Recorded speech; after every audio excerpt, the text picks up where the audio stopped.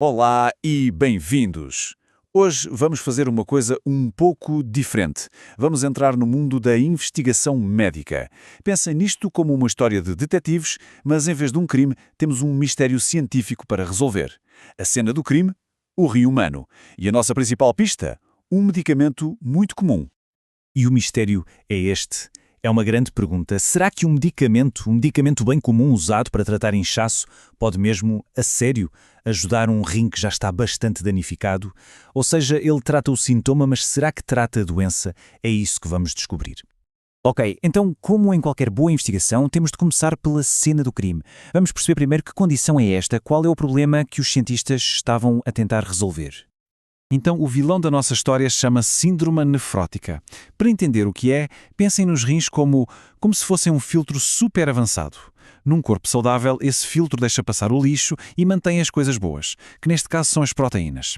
O problema na síndrome nefrótica é que este filtro fica cheio de buracos. E o que é que acontece? As proteínas que deviam ficar no corpo escapam para a urina. E isto, claro, cria uma confusão danada. O corpo incha todo, o colesterol sobe em flecha e as proteínas no sangue caem a pique. E esta imagem, uau, mostra bem o resultado mais óbvio disto tudo. Este inchaço, que os médicos chamam de edema, não é brincadeira. O estudo menciona que pode ser tão grave a ponto de aumentar o peso de uma pessoa em até 30%.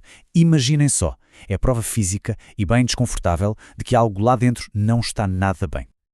Então, para combater este inchaço, o que é que os médicos fazem? Muitas vezes receitam um medicamento chamado furosemida. É um diurético. Basicamente, ajuda o corpo a eliminar o excesso de líquidos pela urina. Simples, certo? Bem, nem tanto. É aqui que nasce a grande dúvida que levou a este estudo todo. Ok, a furosemida trata o sintoma, o inchaço, mas e a causa? Será que ela faz alguma coisa para consertar o rim que é a origem do problema? Mistério apresentado. Agora vamos ver como é que os nossos cientistas detetives montaram o laboratório para encontrar as respostas. Como é que se desenha uma experiência destas? Primeiro, os sujeitos de investigação foram usados 18 ratos de laboratório da linhagem Wistar. Para replicar a doença, os cientistas usaram um fármaco, a doxorubicina, para induzir a síndrome nefrótica neles. E isto é importante. Este é um método super estabelecido e fiável que a comunidade científica usa para criar um modelo da doença e poder estudá-la. E para garantir que os resultados eram claros, eles dividiram os ratos em 3 grupos. É um design experimental clássico e muito inteligente. O primeiro, o grupo controlo, eram os ratos saudáveis, a nossa referência do que é normal. O segundo, o grupo doxo, eram os ratos que tinham a doença, mas não recebiam tratamento. Assim, era possível ver os efeitos da doença por si só. E por fim, o grupo doxo F. Estes também tinham a doença, mas eram tratados com a furosemida. É neste grupo que todas as atenções estavam focadas. Certo, a experiência está montada e a decorrer. Agora é a fase da recolha de provas. Que pistas é que os investigadores foram à procura para perceber o que se estava a passar no corpo destes ratos? Durante 37 dias, foi um autêntico trabalho de vigilância. Eles mediram tudo. Pressão arterial, frequência cardíaca, quanta água bebiam, quanta urina produziam. Tudo isso para ver como os sintomas estavam a ser controlados. Mas havia uma pista que era a mais importante de todas. A quantidade de proteína na urina. A chamada proteinúria. Porque é ela que nos diz, diretamente, o quão danificado o rim realmente está. E olhem só para isto. Às vezes as provas são tão claras que saltam à vista. Um dos efeitos da síndrome nefrótica é algo chamado hiperlipidemia. É um nome complicado para dizer que há gordura a mais no sangue.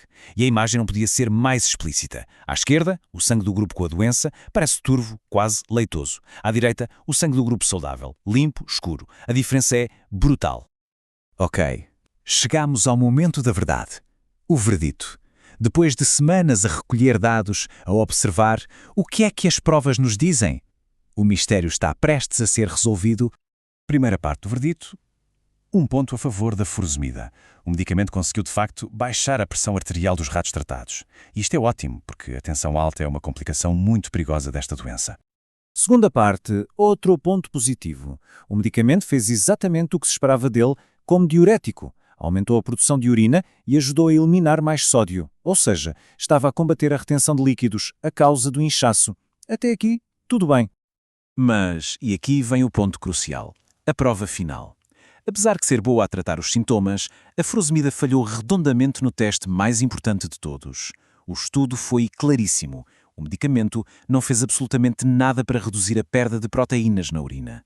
Aquele que era o principal sinal do dano no rim continuou lá, inalterado. Então, com este verdito na mão, vamos dar um passo atrás. O que é que isto tudo significa na prática? Por que é que esta investigação é tão importante? A grande lição aqui é esta. A furosemida é ótima para tratar os sintomas, mas não trata a doença em si, não vai à raiz do problema. E isto para os médicos e para os doentes é super importante. Significa que alguém pode até sentir-se melhor, o inchaço diminui, mas lá dentro a doença renal pode estar a avançar. É a analogia perfeita. É como desligar um alarme de incêndio, mas deixar o fogo a arder. Esse resumo deixa tudo preto no branco. O que é que a furosemida fez? Baixou a pressão, aumentou a urina. Certo. O que é que não fez, e isto é o mais importante, não reduziu a perda de proteínas e não consertou o rim. Fazer esta distinção é absolutamente essencial. E tudo isto nos deixa com uma pergunta enorme a parar no ar. Uma pergunta para o futuro da medicina. Este tipo de estudo mostra-nos onde estão as falhas. Então, a questão é, como é que a ciência pode pegar nestas descobertas e desenvolver tratamentos que não se limitem a desligar o alarme, mas que consigam realmente apagar o fogo? Tratamentos que reparem o rim. Encontrar essa resposta, bem, esse é o próximo grande desafio. E um que pode literalmente mudar a vida de milhões de pessoas.